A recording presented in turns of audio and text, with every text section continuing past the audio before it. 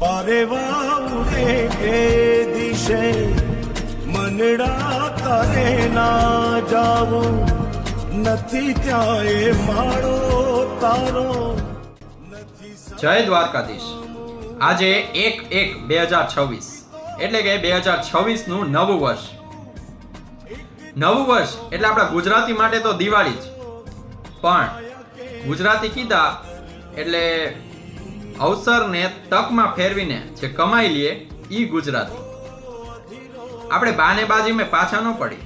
જો કાલ શનિવાર પડતો હોય તો કામને સીધું સોમવારે ઠેલવી નાખી। હવે સોમવારે કરશું યાર। હવે આ 2026 છે ને ઈ આવા ઘણા બધા કામો જે આપણે 2025માં બાકી રાખ્યા છે કે હવે નવું વર્ષ આવશે ને ત્યારે 2026માં ચાલુ કરશું।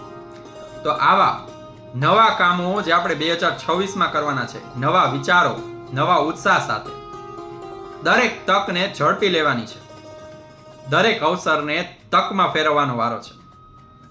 જે 2025માં રહી ગયું, જે છૂટી ગયું એ ભલે રહી ગયું, પણ 2026માં નહીં રહે, બરોબર ને?